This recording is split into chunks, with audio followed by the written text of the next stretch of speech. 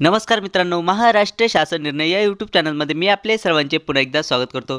मित्रांनो, अंगणवाडी सेविकाताई, मदतनीसताई आणि मिनी अंगणवाडी सेविकाताई यांच्याबद्दलची एक अत्यंत महत्त्वाची अपडेट म्हणजेच बातमी ही समोर येत आहे। नेमकी बातमी ही काय आहे ती सर्वच आपण जाणूनच घेणार आहोत। पण तत्पूर्वी जर का तुम्ही चॅनलवर नवीन असाल तर नक्कीच आपल्या चॅनलला सबस्क्राइब करून घ्या, जेणेकरून नवीन व्हिडिओ तुमच्यापर्यंत पोहोचत राहतील। तर जराही वेळ न घालवता आपण व्हिडिओला सुरुवात करूयात।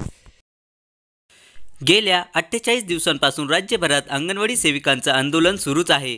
विविध मागण्यांसाठी राज्यातील अंगणवाडी सेविकांचं आंदोलन सुरू आहे। अंगणवाडी कर्मचाऱ्यांना शासकीय कर्मचारी म्हणून घोषित करा, अंगणवाडी सेविकांना वेतन श्रेणी भविष्य निर्वाह निधी लागू करा, अंगणवाडी सेविकांना 26,000 रुपये मानधन देण्याच्या मागणीसह राज्यभरात अंगणवाडी सेविका रस्त्यावर उतरल्या आहेत। मात्र अंगणवाडी सेविकांना पुन्हा रुजू करून घेण्यासाठी प्रशासनाकडून कारवाईचा बडगा उगारला जात आहे। आक्रमक झालेल्या अंगणवाडी सेविकांचं आंदोलन चिरडण्यासाठी प्रशासनाकडून कारवाईची नोटिसा पाठवण्याचा आरोप अंगणवाडी सेविकांनी केला आहे। अंगणवाडी सेविकांच्या आंदोलनावरून विरोधकांनी सरकारवर टीकासत्र सुरू केलं आहे। दावोसला जाण्यासाठी सरकारकडे पैसे आहेत, मात्र अंगणवाडी सेविकांना देण्यासाठी नाही, अशी टीका विजय वडेट्टीवार यांनी केली आहे।